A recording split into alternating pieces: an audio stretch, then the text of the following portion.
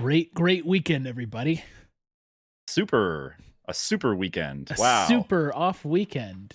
It was great to have a break from League of Legends. Wow. Yeah. I'm doing the flight check joke for them. So indulge me for a second. Wow. Yep. Can't wait until we play League of Legends next week because we didn't play this past weekend.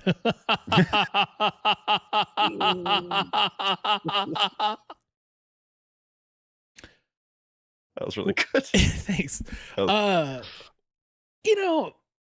Welcome, first of all, everybody. We did not synchronize our outfits. They are kind of, I mean, I'm more OG than. Oh yeah, you got the OG.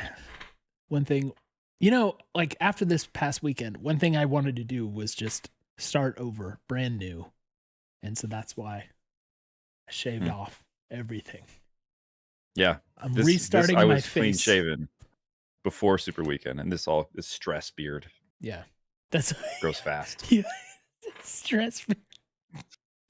It actually, the stress. Your genes prepare to be like a Viking warrior.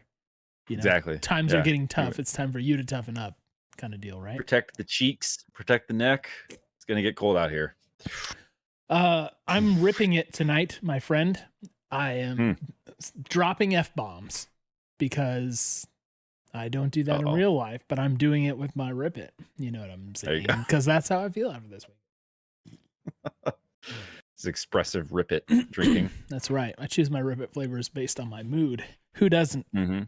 Good thing there are so many delicious flavors all available at your local Family Tree or Family Tree? Dollar Tree? Family Dollar. Family Tree.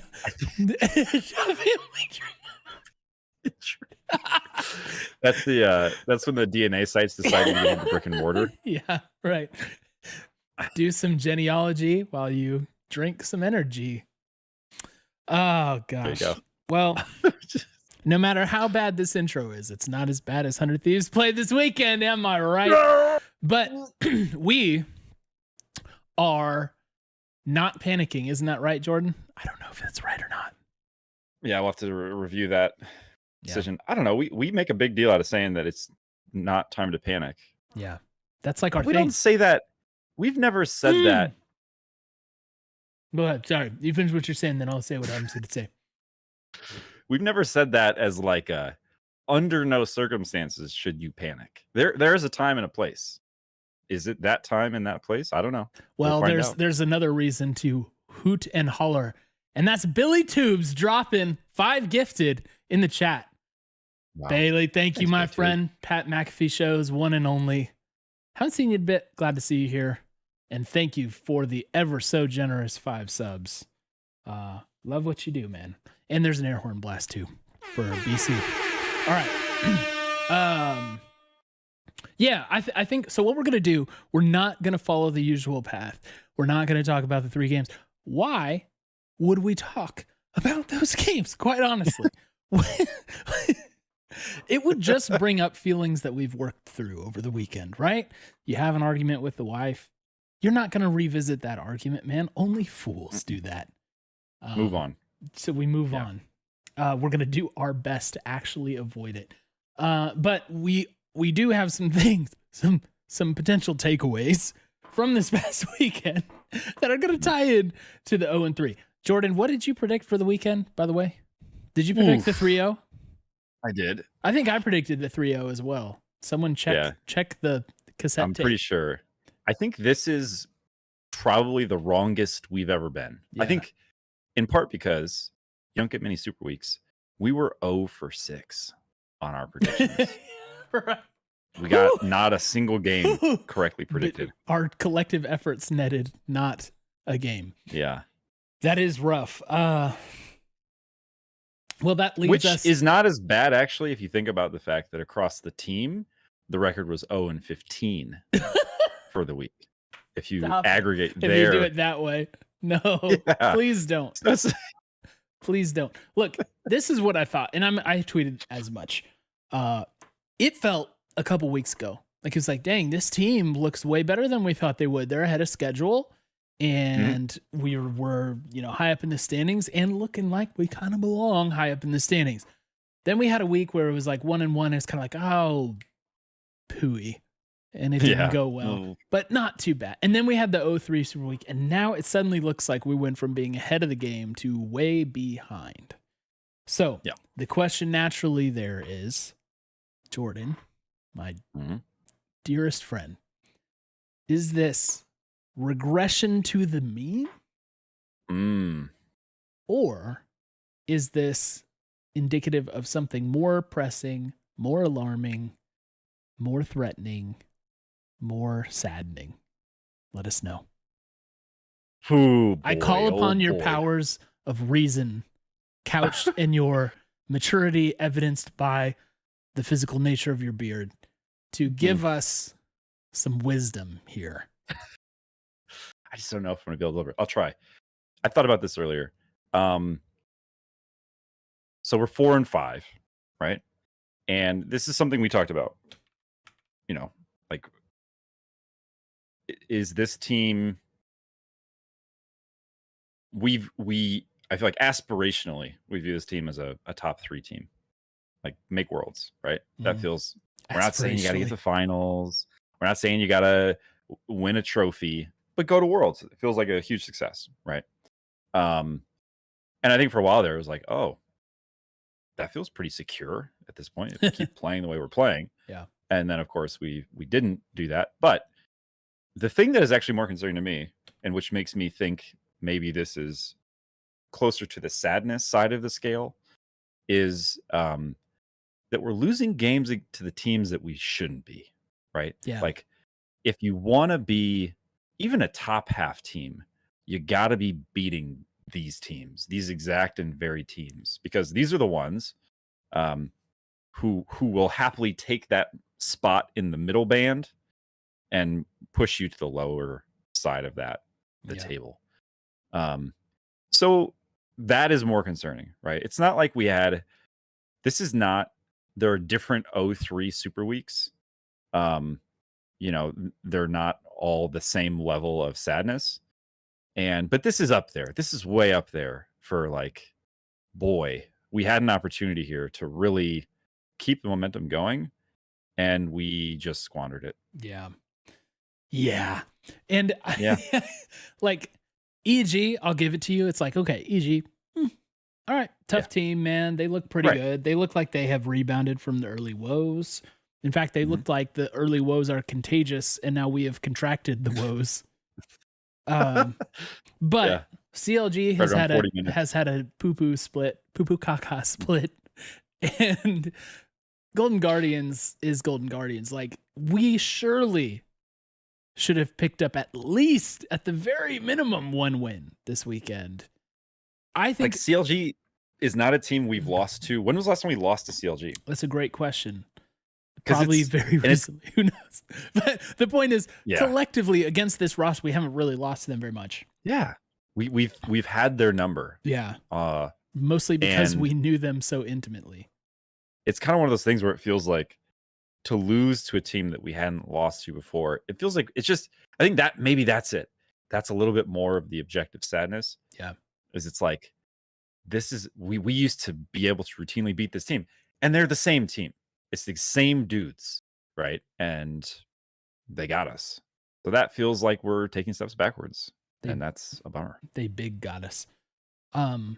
Yes. And back to what you were saying about those teams, it's like you got to beat teams like this. I think like you got to win like 80% of those games to feel like a contender. And this weekend we won 0% of them. Not too great. Not too great. Okay, so of course we can talk about the reasons why, though. So I'll say this from my perspective. We have had habitually stumbles at the end of spring split. Or I'm sorry, I said spring split. I meant round robin 1. So within a split, the end of round robin 1, we kind of get on losing streaks. That was kind of in our DNA for the past little bit. And what we had a habit of doing is going like 8-1 in the next round robin. Mm-hmm. And I think it was after the CLG loss, someone tweeted me this fact. They were like, "Oh, it's just another round robin one skid, and we'll rebound for later." And I gotta say, it does feel different this time. Perhaps it's because of the roster being different. Yep. But it just and the staff. And the staff being a little different. It does not feel quite the same. I'm not sure what that's all about. Maybe it's because of the rookie situation. Maybe it's because of Closer himself. But I think we have to ask ourselves, like, what is it that's making us have our finger a little bit more on the alarm button than usual? Because, I think you mentioned this earlier. Our MO is don't panic, right? Like we always like to give our team plenty of time and not to rush to judgments and everything. So, and that always applies. Okay. So it just feels a bit more dire for some reason I can't put my finger on. So I want to talk this out. What are the factors for you, or if you want me to start, I can start, that make this feel a little more hopeless than usual? I mean, I think it's so weird, but a lot of the things we talked about, the team just being, it feels like everything's flipped, right? In a very short amount of time. This is actually something I was going to bring up to you at some point, but we'll hold on that for right now. But like we had this incredible, like Double Lift was MVP form for a while there, and that is now gone. Like, yeah, not saying he can't get back to it, but like, there is no MVP campaign for him at this point. Yeah, he started out hot and now it's kind of slipped away. Yeah. So that feels like, okay, well, we've kind of lost that. Bjergsen, it feels like we talked about how it feels like he's a mastermind. Like we tend to set up for fights really well. We make good decisions. And I don't know if it's accurate or fair of us to do that. And not just us, you and me, but like fans. I feel like this is Bjergsen's kind of MO as a player. But we attribute that in some way to him. Tenacity is solo killing everybody he plays against. It doesn't really matter who. That's stopped. Closer being proactive, ganking a lot, like getting ahead very early, super disruptive jungling. It just feels like all of that is stopped in the last 3 games. And I think for me, that's why it's like there's nothing to really hold on to and say, yeah, that has, we took our foot off the pedal in that regard. Right. But we'll figure that out. It's like we just got out of the car. Yeah. And it's hard to say that, I'm hoping we get back in the car at some point. But right now it's like that there's some things we got to do first. We got to find the keys first, and then we got to try to remember where we parked the car. But we're like further away than just if it was like, Bucio's kind of shaky this last few games. So it's like everything for me. I think that's why. Yeah, there's usually like, if you're falling off the cliff, there's like a branch you can reach back and catch, and pull yourself back up on it. And there doesn't appear to be that branch at the moment. I like our analogies. We should keep these going. We'll think of more as we go. It's like we're in a bottomless pit.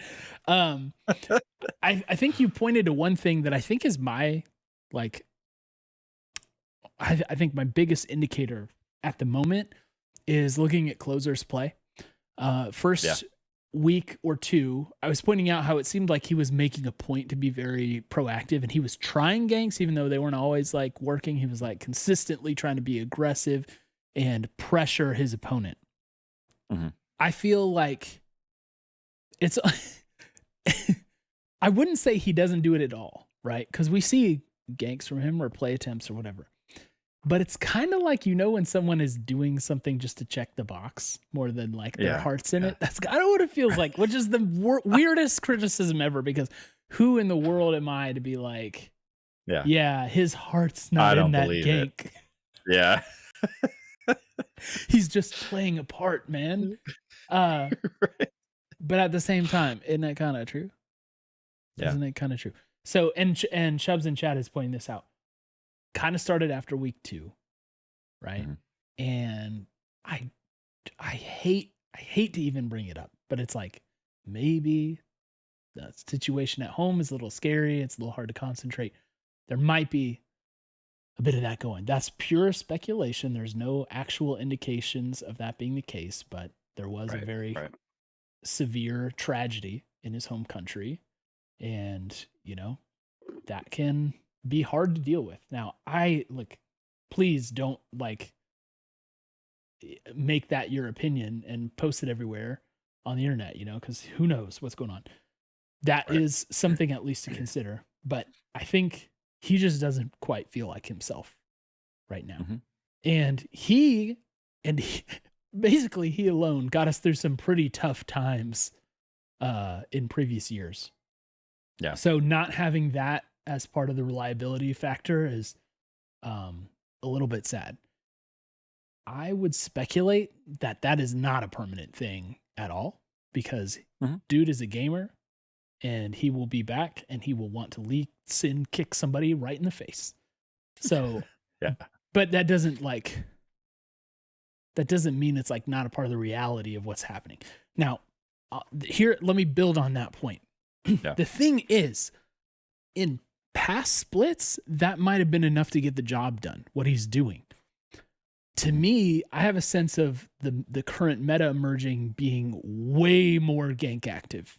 It's like the teams that are beating us are just selling out on ganks and roams constantly. Right. Especially in the bot lane, right? We're just seeing them put constant pressure. Screw the lane, they just walk out of it and farm kills. Right. And we are not matching that intensity. Mm-hmm. So perhaps that's part of it. Yeah. In other splits, this amount of ganking maybe could have gotten the job done. But it's like right now, seriously, it's just like every time there's an opportunity, the jungler is there. The enemy jungler is there. And Inspired did that to us, especially. It's just like, wow, they're never going to stop. And they're calling JoJo over every single time. Yeah. There's so many of those plays against EG where it was like, it was the car crash in slow motion where it's like, all right, they've blown both their sums. They escaped Inspired, and you look and JoJo's just strolling through our jungle, with an auto attack ready. We know how this ends, and that's like the third time it's happened. Yeah, and then even once I feel like Closer showed up to try to counter it, but then we were just 3v4, and so yeah, it does feel like when I was watching that play or plays like that, like where's the punish? Like what is the cost to these players of never being in your lane? Well, or never being in your jungle. Hard to punish if top lane's going to TP in at the end of the fight on bot side. I'm not saying that's what happened, but we have had some late TPs and some strange, yes. But like, effectively you're laning against nobody here, so let's I don't know. It just feels like we're not ready to punish in the way that we should when these kinds of things are happening. And maybe it's just, maybe there's a good meta reason that we're not doing that, and I've heard people complain about how jungle is just, like the incentives are all flipped. It's all kind of backwards, and they need to Riot needs to do some work on this. So maybe it's not as easy as just finding a way to punish because there isn't good counterplay available right now. Aren't they like, am I mistaken? Aren't they like changing some jungle things to try and like stop ganks from being constant? Hey, I read some things about that a while ago. Like trying to increase camp XP, trying to find ways to invite junglers back to the jungle, but I feel like they're always measured in how they do that, and they're still Riot working measured. On... we're not talking about new champions. You're right. No.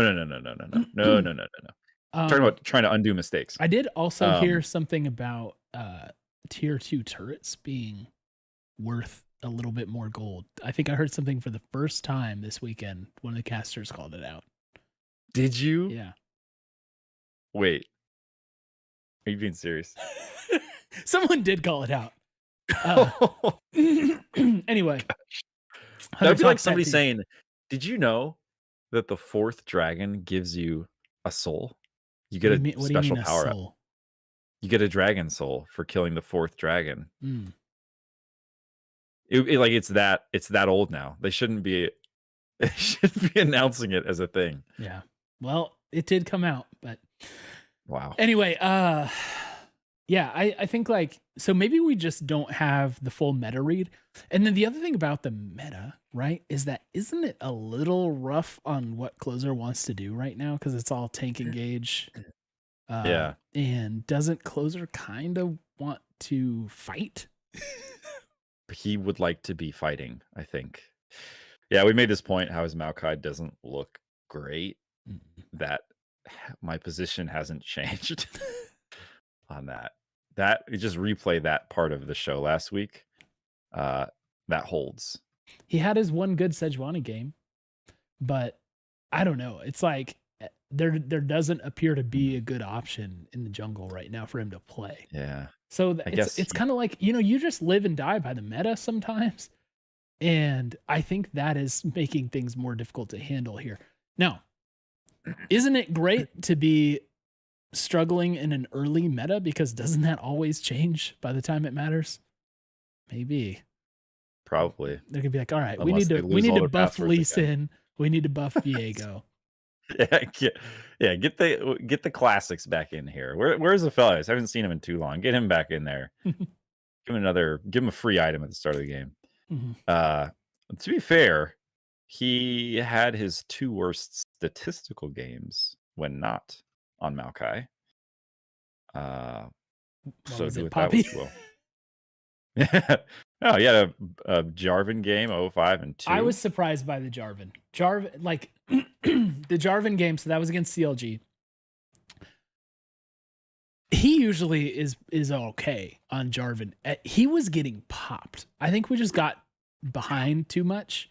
And then suddenly Jarvan's just jumping in and is like, all right, I made the impact site soup for everybody to be fighting in.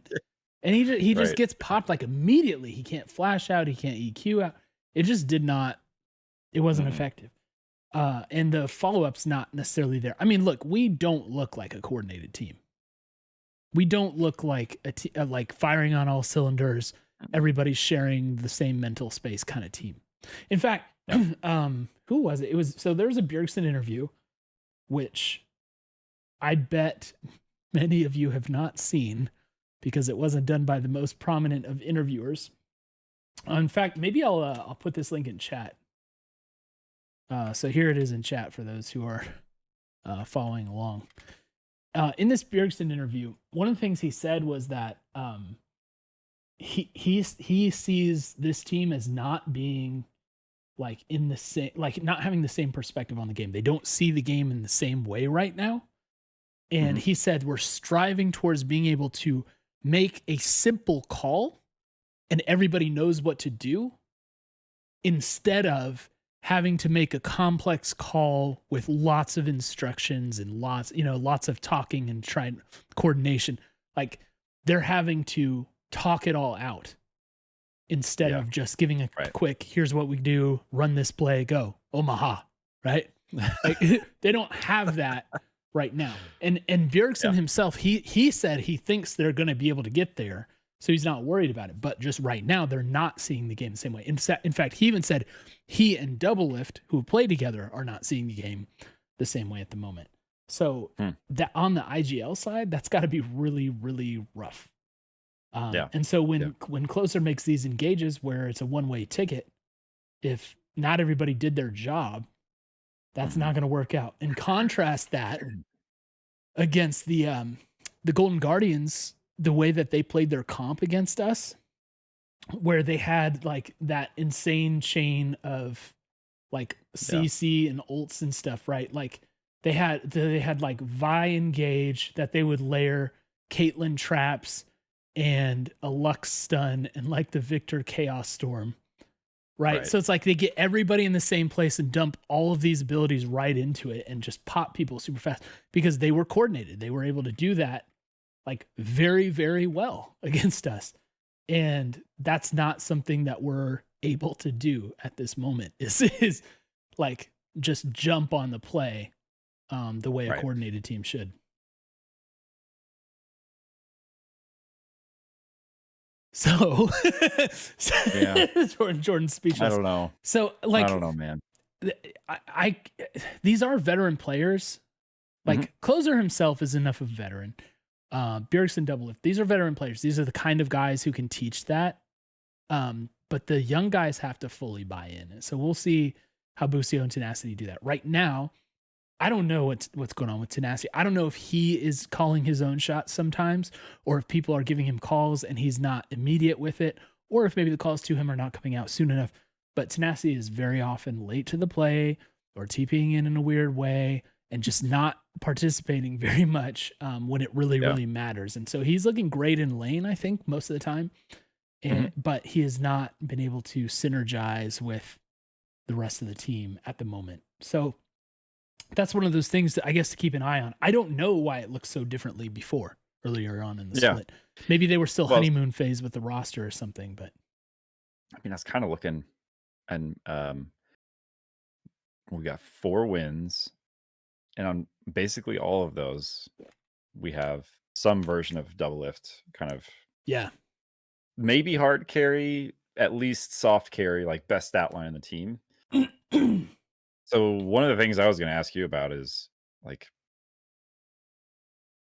I don't want to say this. I almost don't want to go here, but like, it kind of feels like we've been solved. To be honest, what we did to Team Liquid and C9 is what's being done to us right now, and that's. I think you're right. I think that's why we're seeing so much attention in the bot lane because, like, hey, if Doublelift doesn't carry, nothing happens. So let's just set up our tents in the bot lane and prevent anything from happening. And I didn't want to say it because it's sad to say it out loud, but I kind of feel like that might be it. Like, what's really changed? The meta hasn't changed so significantly. Like, we're still getting a lot of the same picks. None of the huge like game. Like, we're still seeing enchanter supports. We're still seeing, and we're even getting some of the same ADCs that we've very handily won games with earlier this split. It feels to me like the difference is you just make sure that Doublelift doesn't leave lane with a 2,000 gold lead, and you're pretty good. Yeah. Right. And we don't really have many other threats to speak of. And I think it's like, look, you can get solo killed by Tenacity, and top isn't going to snowball in the same way that bot will and has. So maybe this is a little bit of these teams kind of taking a step back and realizing like, okay, we have a finite amount of ganks to do in a game. Let's make sure that 100% of them are in the bot lane, and we're going to end up in a much better spot than if we do anything else. So yeah, and like that doesn't explain all of the stuff about it's so weird because I feel like in some of these games, when you have, let's look at the Caitlyn Quadra, right? Like, that was a lost fight. We lost that fight. We played it wrong. We lost it. And then we won it because he was hyper fed. Yeah. Right. Like that was not the Danny Quadra, right? Where it's like this one genius play against all odds. Yeah. Like no him way to just stop outsmarting everybody. This was just Caitlyn doing Caitlyn things and pumping out insane amounts of damage before people realized, I think, that they were dead. Like that's a get out of jail free card for a macro woe, right? Like and I think in these other games we play that fight and Doublelift pops the R on Zeri, goes hyper mode, and the entire team walks away from it. Yeah. Like, that's the difference. Just zero. That's literally the difference. You know? It's like, oh my God. He's going in. He flashed forward. He's going in. They left. That's it. That's the fight. The fight's over. They all just walked away. You know, it's like that I guess maybe that feels like the difference to me at this point. And so like I guess our job is to unsolve that problem for the other teams. Not really our job, you and me, but the job of 100 Thieves, right? And that speaks to Cass, right? Or Koss, however we're deciding to say his name. But his tweet, right? And let's see if I can find it in the moment. I can paraphrase his tweet, but it's better if I read it here. So he said, 0-3 is a failure, but when players say, quote, we don't know what to do during the game, I know I failed on a personal coach level. This week is on me. We will come back stronger next week. So that's a frightening thing to hear in comms. We don't know what to do. or in review or whatever. It's like, we don't know what to do. Yeah. Okay, we're out of options. But at the same time, it sure feels that way, right? Right.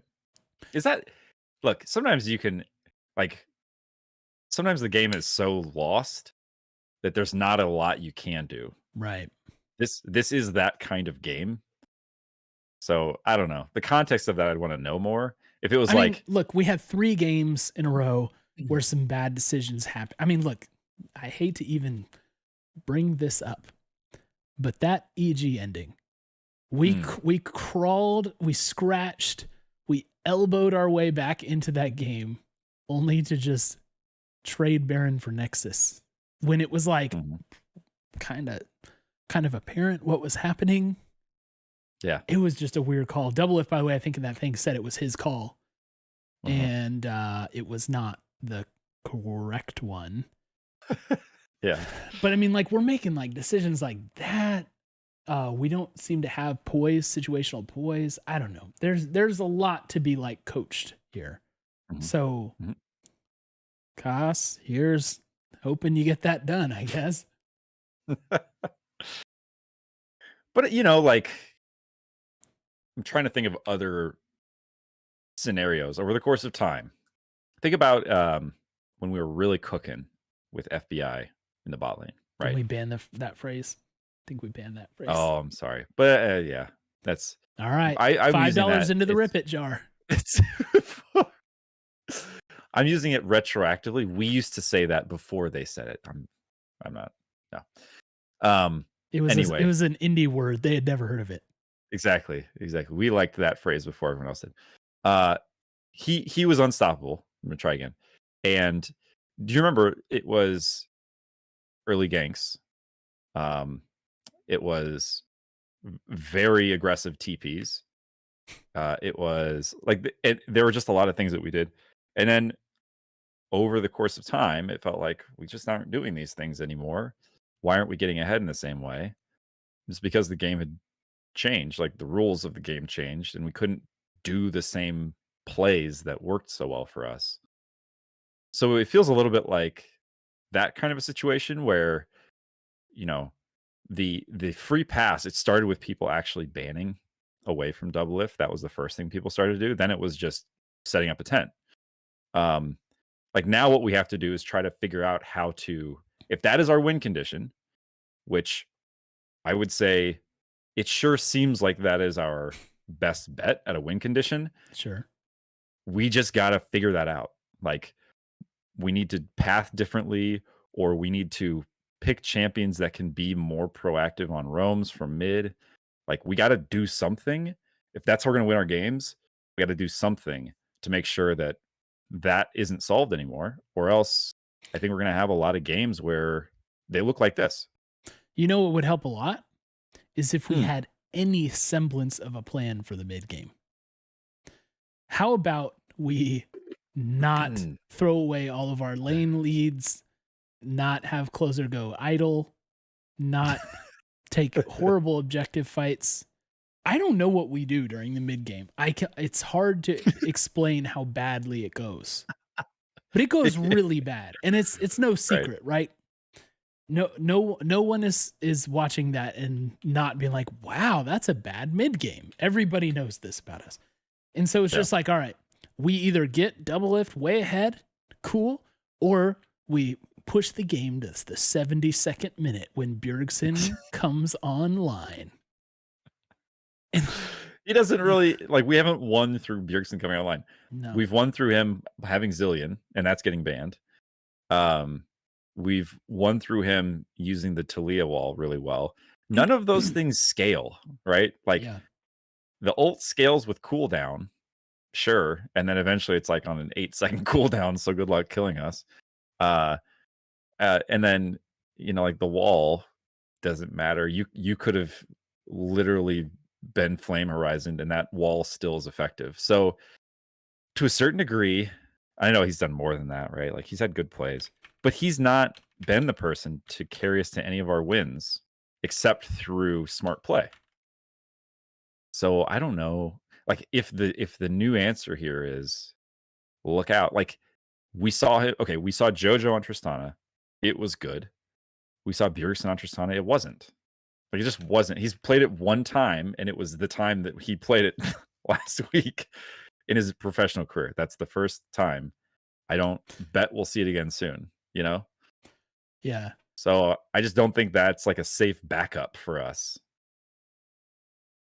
Maybe not. Maybe not. And it's think about closer. How is he going to carry a game for us? Are junglers carrying the game right now? They're ganking a lot. I guess we could try to get him, but it's like what? Then he does a Maokai plant throw that does 400 damage. Like what do we? The sapling! Right? Or like he hits the R and everybody gets rooted. And then, I just don't. So I guess the only other option is tenacity in the top lane. And my own personal experience and trauma is that you just can't easily win this game through the top lane. It doesn't ever seem to work. Like someday could sometimes. Yeah. Someday could sometimes. If you have particular talent, yes, maybe once. Yeah. I feel like it's safe to say that you can't make playoffs through top lane. I just don't think, or maybe that's everybody can make playoffs. Like I feel like it's almost like participation trophy level. Sorry, Dignitas. Challenge. Yeah, exactly. But to be fair, you didn't participate this split. Right. I don't know what you call what you've been doing, but it's not participating. So you can't get there through top lane. Jungle Maokai, Fed Maokai is hilarious. Like our mid lane is an important setup play, and facilitator, and that leaves double lift. Unless we're looking at Busio, but like I think double lift is a better bet. So it's double lift is what we've arrived at. Yeah, that's it. If we were the coaching staff, Cole, for FlyQuest and Team Liquid, which is who we play next week, we would probably have some version of this conversation, and it would probably take us a couple minutes, and then we'd say, "Let's go out." So what are you thinking? You want to you want to catch up on The Last of Us? What do you got going on today? I think this is why right now it feels pretty solvable. Take a drink of water too. I hope some solutions come our way really quick. We should mention just one more thing about the rookies. So I feel like we've been pretty hard on tenacity. He has had some great moments, and I feel like he knows what he's doing for the first 10, 15 minutes of the game. But no doubt some costly plays. Busio, out of position at some costly times. Seems to be a little like single track mind about what he's doing at times. These guys are brand new. I'm not worried. Okay. So they need time, and we're going to give them that time. We're not going to freak out. We're not going to be that way. I'm not like, if they stink it up for the rest of the split, whatever. Okay. But, definitely improvement needs to be made there. Maybe the onus is kind of on the veteran guys to coach them up a bit more. They also have to be teachable. And I don't know. I think that Busio certainly seems teachable. I don't know about tenacity. Maybe he just has to learn in his own way. But yeah, I think like we're not gonna be great no matter what without another like another like maybe entire split worth of experience for those guys anyway. Like and that's talking about like hitting our ceiling. So yeah, I'm not out on either of the rookies. I think they'll be fine with some time. Yeah. But there's no way around that time thing, right? So right. I don't know. It's coming. For me, the biggest issue right now just feels like so as we've talked through this conversation's been very helpful for me because I was closer to the panic button earlier. For me, it feels like it actually helps to think through what this team can be, given both the state of the game and the players we have. And I think we've seen that this can be a team that wins through bot lane. Until the meta shifts away from that. I mean, I think that's just a very viable way to win games right now. Well, but to be able to do that, let's get some more results out of our top lane and mid lane, though, right? Kind of like if you're going to camp bot, if you're going to focus on that, then let's punish, like you were saying earlier. So, well, that's what I'm wondering. Like maybe it's not so much punish, maybe it's actually counterplay. Like if we know if teams are telegraphing, if you can predict the gank timers for bot lane, I'll do it right now. It's 1 minute and 30 seconds. It's 2 minutes and 15 seconds. It's 3:03. It's 4:19. Like if you know they're going to be there. Jojo Pune Rome at 4:40. Right. He hits 6. He's there. Then just prepare for like the counterplay to that play is to actually be there. Like maybe it's not so much that we need to punish elsewhere. Maybe it's that we need to punish there. Match. Like, yeah, match. But do it quick. Don't waffle on it. Right. If you show up after we've blown all of our sums and one or two of our bot lane is dead, that's not a match. It's like you can't trade a Nexus for a Nexus if you take the second Nexus, guys. Make sure that the terms of the trade are in your favor. So maybe that. And look, I'm not the coach, but it just feels like what I hope we don't try to do, I guess is what I'm getting at.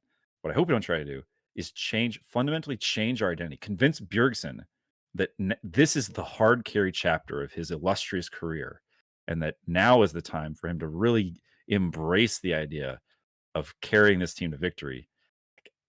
I don't think that's going to happen. He's going to play Karma mid. Right. And, we can win games with that, but not in the way that maybe, it's not by himself. Yeah. So I don't know, man. It's sad. I've got one other suggestion. And Joel, this one's for you. So let me just add Joelito because I'm sure he's going to looking somewhere. Yeah. Appreciate this. My other suggestion is that perhaps look, our most anemic game of the split was against CLG, right? Mm-hmm. Who casted that game? Courage. Maybe we've discovered a new level of caster curse when you send out one of your creators to be on the official broadcast team. Oh. Maybe that is like the like Senzu beamed up caster curse. It's just unbelievable. It was 100%, right? It was so terrible and bad. The cast was pretty good. I was like, dang, this guy, like, obviously we've heard him cast Call of Duty before. Yeah. Right? Oh, yeah. So we know he can cast, but his League of Legends cast is pretty good. Despite constantly talking about Gwen should have taken Flash, even though Gwen usually runs Ghost. Despite that, I thought he did a very good job, man. I was like really like impressed by it. But yeah, It was amazing. I will add, it's clear actually that casting skills transfer. Like some of the setups he would do, you could tell without, like, I guarantee you, they didn't like prepare the set pieces. He naturally does that, which I think is fascinating. And I'm sure the LCS team would love it if everybody would do that. You know, he'd be like talking and then they transition into the rift. And he'd be like, this game, 100 Thieves against CLG. This will decide. You know, it's like he's giving all of this without being a regular. Yeah. So yeah, I thought he clearly an incredibly talented dude when it comes to the broadcast. Yeah, for sure. Maybe not Cash or Curse us though, with having a co-owner of our org be a part of that. Yeah. Okay. Yeah. Well, let's talk about some listener takes. We have several this week. Lots of people with lots of thoughts. And we're just gonna, I think we'll try and do our thing where we rapid fire them as much as possible, especially because some of these will echo what we've said. But I wanted to start with Sen. Shout out Sen. Shout out Sen. He had the big brain take. I think the biggest brains award for this week goes to Sen, who said 100 Thieves went 0-3 because instead of 100 Thieves doing content, the fans malding because of the 0-3 is the content. Oh, here it is. Okay. So this is how they get content. This is how they get trending stuff on Twitter. This is how they did it. Because all of us are so panicked and upset and constantly talking about it. Big brain. There it is. That's the focus is the spotlight is bright. It's brighter. It's white hot, shining directly into our eyes. Yeah. It's a heat lamp, actually, and it is too close to us. Please turn it off. And we're just a couple of bearded dragons. Actually, I'm not bearded anymore. Sandwich says, I wouldn't really call this a hot take since I've seen it around, but I'm definitely more concerned about Closer and Bjergsen looking rough than Busio and Tenacity at this point. Doublelift being our best player after 2 years off is ... not necessarily ideal. Yeah.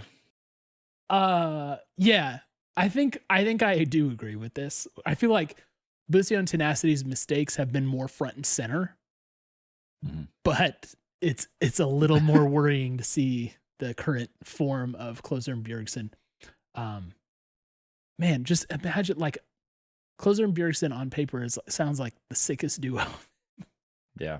Maybe that is an option we should investigate a little bit more closely. Like, can those guys bring it back? Yeah.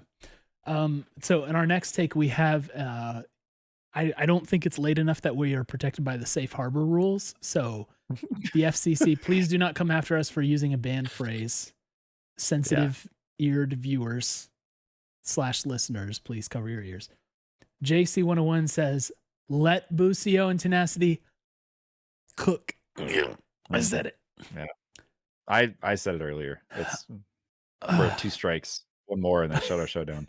Pike, Camille, Aurelia, whatever they want. Put the older players on comfort and supporting picks. Isn't that what Tristan is? This take brought to you by the Let Busio Out of Enchanter Jail Fund. I mean, that fund needs to go directly to the Riot Balance Committee because it seems to be that's what everybody's playing. So look, if we do this, especially with Busio, doesn't it feel a little bit like waving the white flag? All right, guys, did you do whatever you want? Yeah. Play whatever you want. I feel like we need to like actually be more productive with it. For sure. I'm actually down for letting Tenacity play hard carries and see where it gets us because he might like be, gosh, what year is it? Like 2019, the Shy, I think it is, where like it was after he had his amazing year. And then like 4 games out of 5, he would suck really bad trying to carry. But that 5th game, he would be like 40-0, right? And maybe we can recreate that. Maybe we have the Moneyball version of 2019 The Shy. I don't know. It's possible. The way I think about it is, if he's playing if he's playing Ornn, and it helps us have a front to back viable team fighting team, I don't really want him to be on like a mid caliber, not like his play, but like in the match, a medium strength Camille. Like that feels worse to me.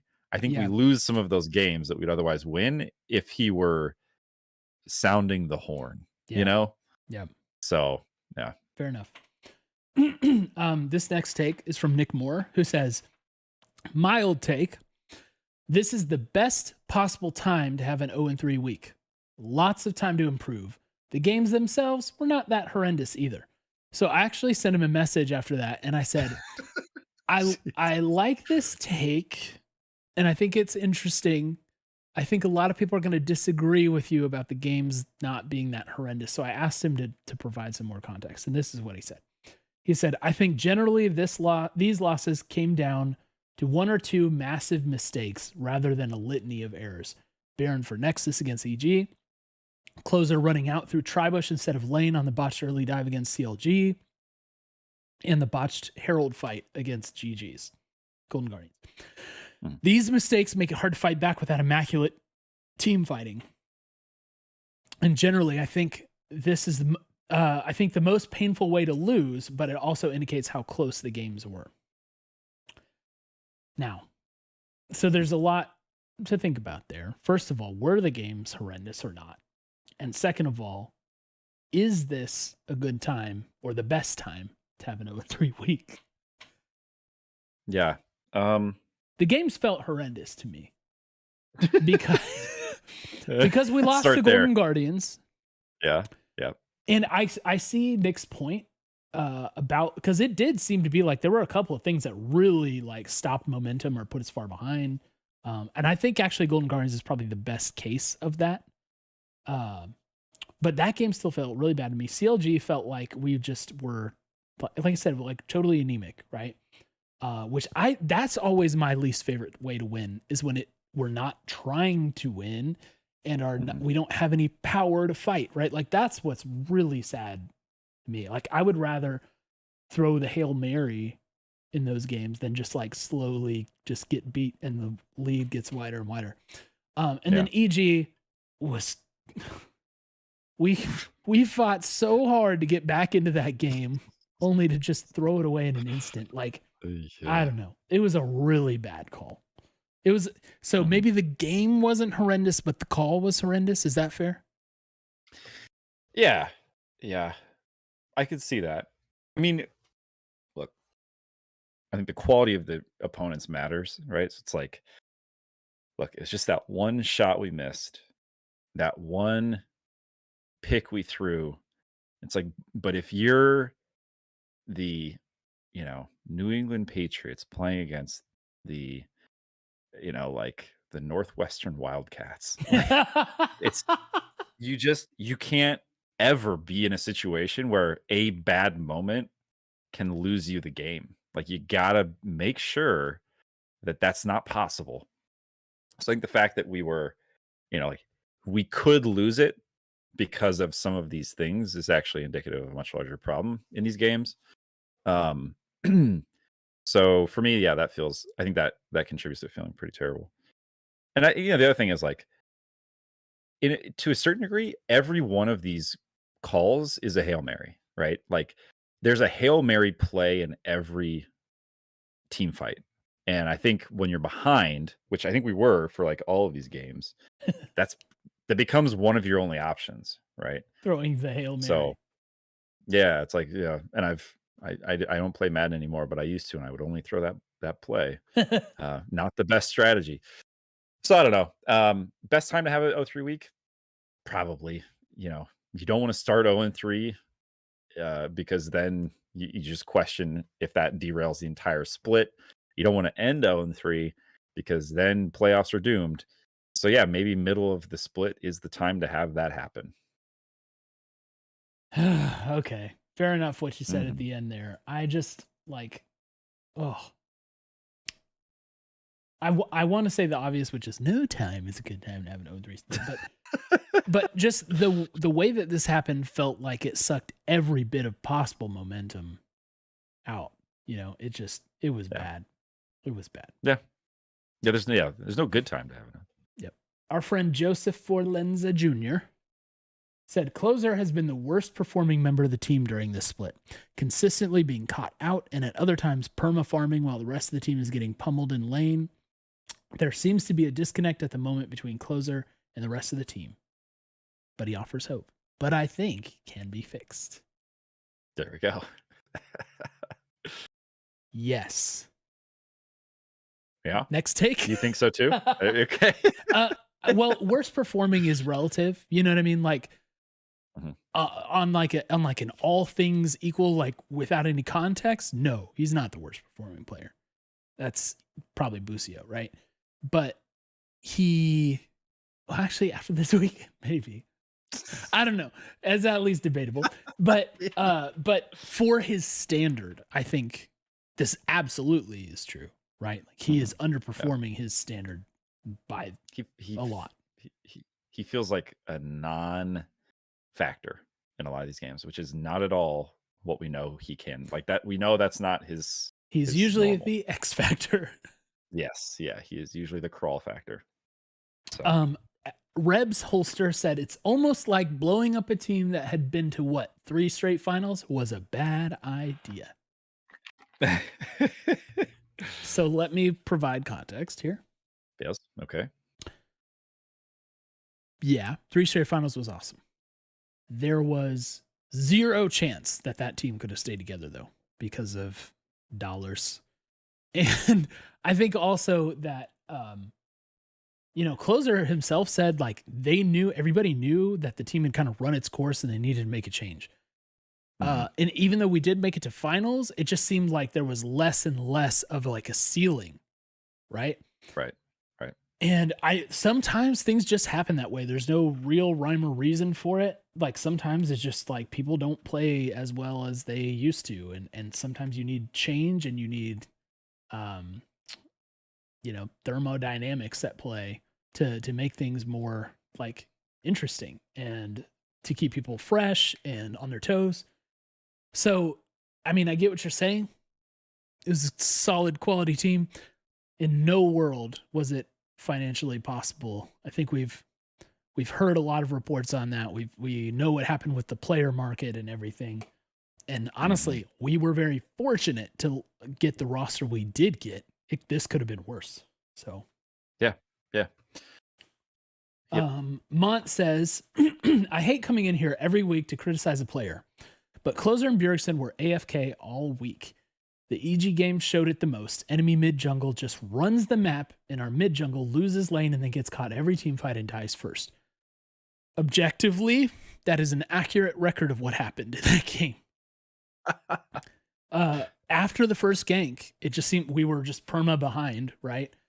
Even when we have lane leads, we're not able to capitalize on them. And Inspired and JoJo were huge difference makers in the way that game played out. So it's hard to dispute that take. Yeah. I think maybe the specific criticism I'll add here, and I don't know how fair this is because I haven't rewatched that game because I never will. But it would be that it never felt to me like Bjergsen was the scaling threat that he was I'm gonna always get this wrong. Prophesied to be. Yep. You know what I mean? Like even at 50 minutes Azir, like it just didn't feel like he was ready to take over the game. I don't know. Yep. And maybe it's because EG played it smart and they didn't try to engage in the full. They went for the 5v1 instead of the 5v4. Baron they flip, opted that one. Yeah, that was the correct call. So yeah, but it just I agree. This is one of those games where he was totally in a position to be the hard carry, and wasn't. Yep. We have perhaps our hottest, spiciest, scorched earth take of the week coming from Darkuth tonight. Darkuth, who doesn't often put takes in, but when he does, he usually means business. And that is certainly the case tonight. He says, I want to roast the leadership at 100 Thieves for being in a position where dropping an elite LCS roster for a garbage bin roster was the only possible move. And then I want to roast the people in this very community, he's talking about 100 Talk, who could not wait to blow it up because, quote, Busio and Tenacity were better. So got a two-pronged attack on humanity here. One is calling this a garbage bin roster, dropping an elite LCS rush for garbage bin roster. So with that, we alluded to it earlier. Largely a financial decision. Yeah.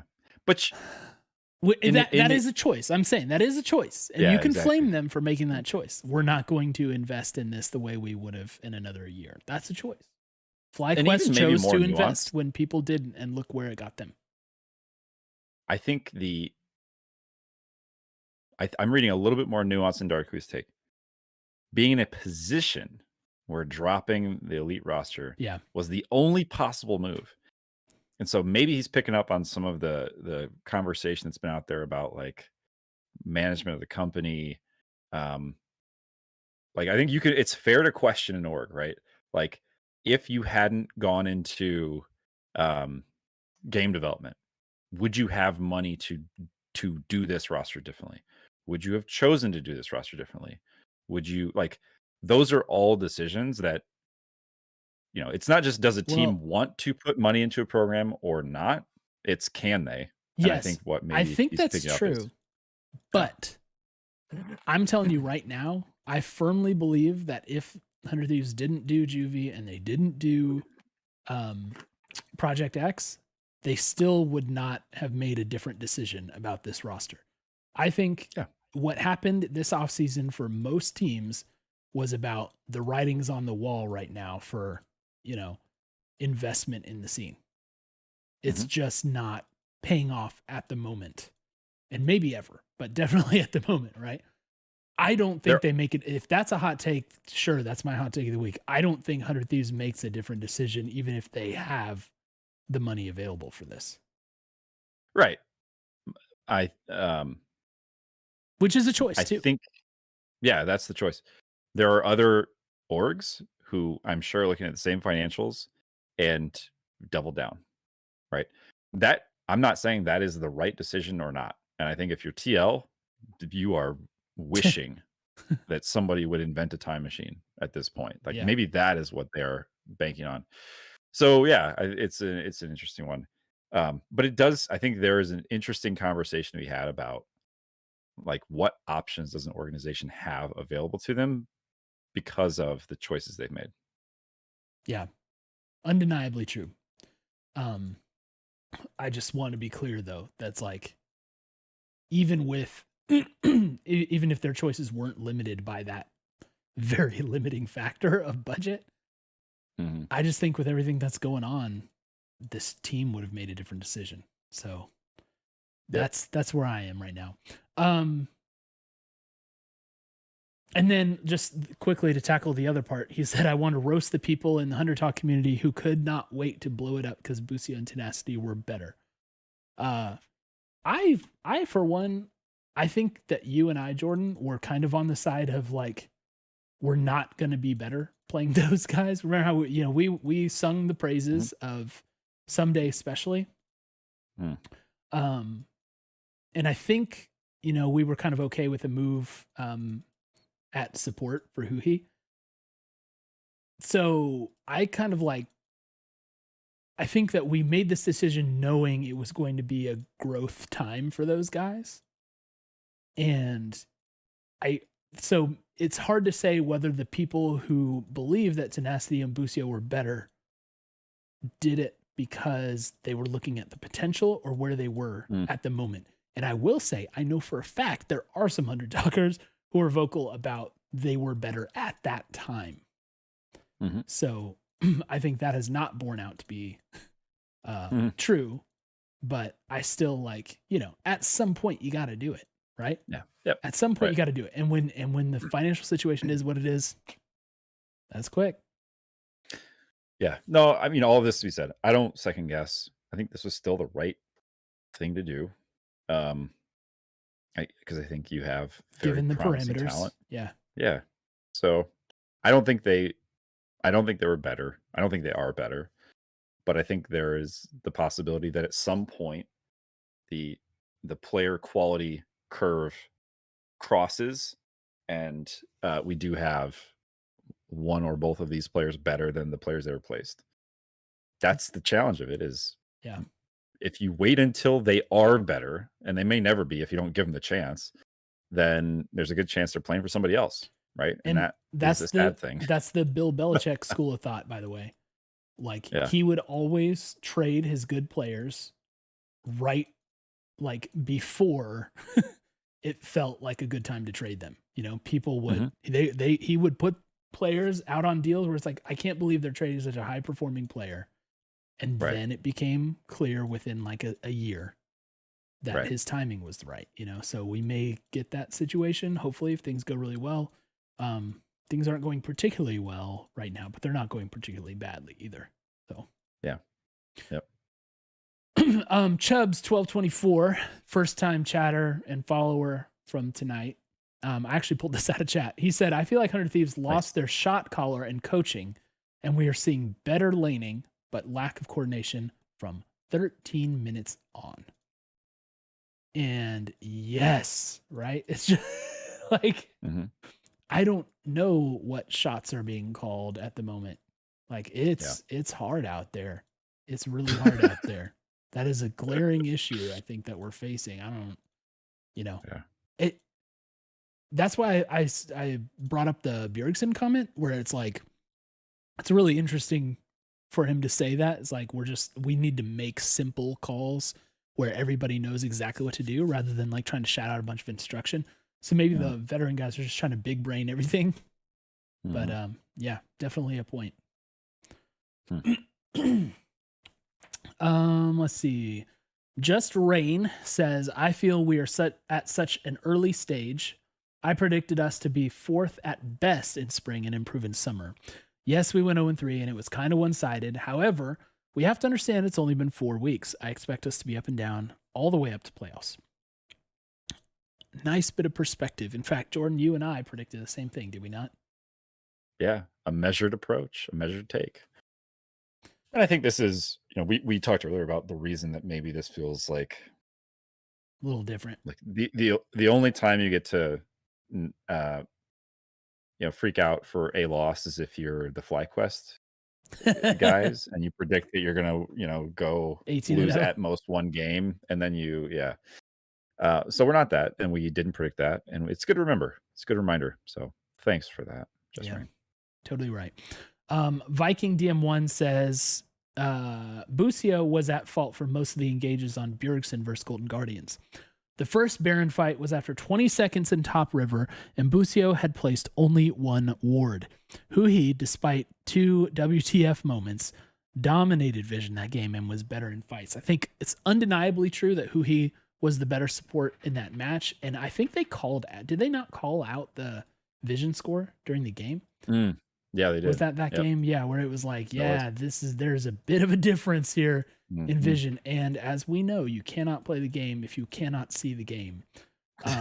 Kudos to Huhi for having a great performance against us, despite the Zhonya's trigger. That was kind of funny. He did that for us a couple times, if I remember right. So maybe just did one for the old times. And also kudos to Glenn E. Taylor for drawing attention to Huhi ahead of that match and saying Huhi would have a pop-off game. Yeah. Speaking of Glenn E. Taylor, he said, if the meta remains tank and engage, what roles would you like to see that come from, I think he means what roles would you like to see that like apply to that for us? So he said examples, top jungle and or support. Oh, no. What role? Okay. So like roll on the Rift, would you like to see the tank engage on? Okay, I get it. Right. Or what specific picks do you think will work for closer, knowing he's less a Sej, Maokai, Poppy player and more a Lee Sin, Viego, Olaf? Yeah. I think this is an interesting one. It's a little bit of a puzzle, right? Tough one. Yeah. If you That's do how this I feel. and that, you can't do that. Okay. I think I'm excited and hopeful that we start getting to see more tank engage from Busio. I would like to see that. And I hope that that is, I don't know his previous career as much as some of you all do. He needs to be good at those, is what I'll say. Like, there's no option for him to not be good at those. We brought up the Nautilus, right? It's like he needs to be able to play a very solid Nautilus, right? Yeah. Could be great for lane. Like, that could be, you know, a game changer for us. So yes, I'd like to see that. Because I think we're better when closers on the Lee, Viego, Olafs of the game. Yes, 100%. So here's what I'll say. This is my final answer. Tank engage for Busio. I want to see tenacity, if effective and able to impact the game on the standard top lane stuff. I think if he is only solo kill tenacity, then that's not good for us.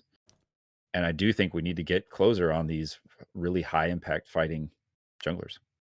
Yeah, if there's like a kind of role that we as 100 Thieves fans are not familiar with, it's probably a top laner who can't do all kinds of roles. right? So yeah, that would be a little worrying. Yeah, I guess I would like to see it come from the support rather than from the jungle. And like the tenacity Ornn hasn't been super great, so I kind of lean away from that too. So I guess support is where I'm looking the most. And then what specific picks for closer? I think he should choose to take a week off and regroup. Maybe that's the choice. Yeah. I don't know. It's Lee Sin always. I just want to see Lee Sin every time. Every time. You can play anything as long as it's Lee Sin. I would say if I could give him any champion at the like exact moment right now, I'd probably give him the Sejuani. Like if I could bless him with he now plays this champion like extremely well. Yeah. I'd probably give him Sejuani. But that'll change in the meta, I'm sure. QB class, Derek Klassen, our old friend there, he said every Bjergsen team becomes do nothing and scale for 50 minutes. And I think the Super Week was a pretty perfect encapsulation of that. Completely antithetical to closer strengths too. And I think that last point is especially good. That sit back and scale in mid lane is antithetical to closer strengths. I do agree with that. Like, right. We can't just like do nothing. And so maybe there needs to be a more concerted effort to match those two things. But I mean, is this an old dog, new trick situation? Right. Not sure. Yeah. Very good take though, I think. We got one more, and that's from Wyverian. Sorry if I'm not pronouncing that right. Says, I think we don't need to panic. We need to be more proactive mid-game. And if Busio doesn't die in the 2v2, that'll be a plus. So let's end it on that reason. That sounds good. Yeah, that sounds good. I like the reasonable takes. I like those. So next week, we don't have the easiest rebound week on. No, we don't. We have FlyQuest immediately. Dang it. And they're coming off a loss, so they're probably feeling way more hungry. And we have Team Liquid after that, who is in 8th place at 3-6. Lost to EG and C9. So, Jordan, FlyQuest first. They lost to TSM. Do you know who plays on TSM? I've heard of a few other players. Han Solo. Right? Solo got a win against Fly. If Solo can get a win against Fly, anybody can get a win against Fly, right? Yeah. So what's your prediction? You want to go there? You about to go there? I don't think you're going to go there. No, we don't beat FlyQuest. No, we don't. It's another loss. Making it Too many in a row. Yeah. Yeah, I just don't think we have what it takes. I think you have to catch FlyQuest on an unlucky day, and I think their unlucky days don't come around very often at this point. Those boys are good. Those are some good League of Legends players. Our only hope, maybe they decide to experiment against us as a weak opponent. That's our one and only hope. Maybe we should seed that idea in their minds. Maybe we should incept that idea. They're going to challenge their bot lane to win with no jungle support. Yeah, that would be awesome. And maybe they don't use any summoners, no summoners challenge. Yeah, I like that too.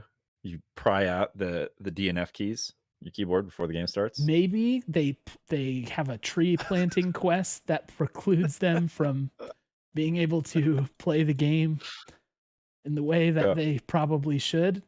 But hey, it's the environment, so go save it. Yeah, you got to play with a dance pad to rack up the most trees. Dance away the pollution, I think, is their next campaign. Whatever it takes to get us the dub. We hope FlyQuest will do it, but we don't get the dub, we lose. Well, I think we've come up with great ideas here. So they should take those. Feel free to take those. Yeah, I think we lost against FlyQuest. Can you imagine if we lost against somebody playing on a dance pad? No. So, well, can you imagine if we lost against Solo? Couldn't be us. Game 2 versus Team Liquid in 8th place. Team Liquid, 8th place. Right, 3-6. They lost to EG and C9, but hey, that's a tough weekend. So it is. Jordan, do we get back on track against the boys at Team Liquid? Nope. We don't. And here's why. Although, look, we've all played the same teams, and they have one fewer win than we do. So, take that for what it's worth. I just don't think we've got it figured out yet. This weekend, depending on how it goes, if we look like a team with our wits about us, I may consider predicting a win for us in the following week. I'm not predicting any wins this week. Well, oh ye of little faith. I think that we have been Team Liquid's daddy for a while. Oh, you're going to keep that going? And we're going to have our rebound against Team Liquid this weekend. They are going to be in shambles, man. Ayla's here. Nox is saying in chat. Ayla's here. So they'll put Ayla in and they'll be like, wow, this is a mistake because Winsome's playing great. We should not have done this. That's what's going to happen, man. Let's see. Who did they lose? They lost to C9 and EG. That's tough. They're going to lose to us, though. I just feel like they're going to lose to us. This is, what I really appreciate about the way you're doing this. It means that we can't strike out again this week. We got to rebound at some point. We'll get at least one correct prediction between the two of us. Unless the game is postponed. You mean our record. That's right. Yeah, I'm more concerned about our prediction record. Yeah, exactly. Hedge our bets here a little bit. The desync in opinion here has been very beneficial to our aggregate record. Yeah, we're in rough shape right now. We got to pick it up.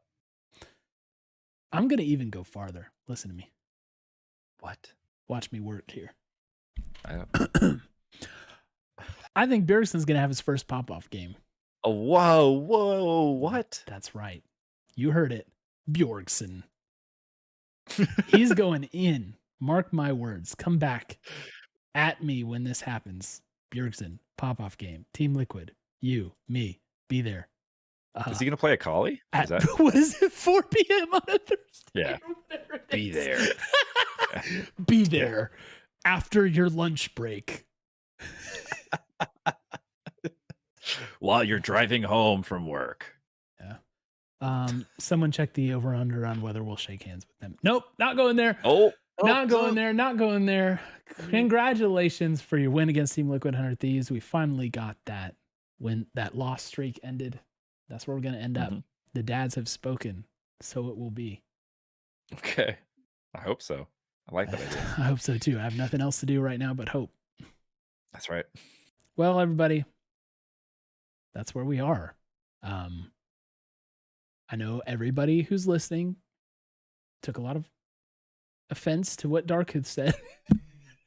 I know it's been a rough week, but you know, these times, they don't last forever. We're going to be back to normal before you know it. I'm saying this with all the conviction in my heart right now. I hope that's true. I mean, it's so much more fun. It's the remaining conviction I have. It is some. Isn't that crazy? It is so much more fun when we're good. Right. And I really would is. like more of that, please. More of the good, less of the bad. How about we agree on that? Is that so much to ask? Is that unreasonable? It is. Yeah. It is. All right. That'll wrap it up for us. We'll be back for Rec League on Thursday. So follow us on Twitter at 100 Talk Pod and come into our Discord if you follow us on Twitter at 100 Talk Pod. It's in our Twitter bio. There's a link to get into the Discord, and we'll be posting there about our Rec League plans for this week. It'll be a fun time. We're going to try to not caster curse our favorite team's courage, and it'll be lots of fun. So see you on Thursday, and then we'll see you after the weekend again for another episode of 100 Talk, and we'll be celebrating breaking the loss streak. Can't wait. Can't wait. All right, guys. We'll say it again like we always do at this time. We love you, and we miss you already.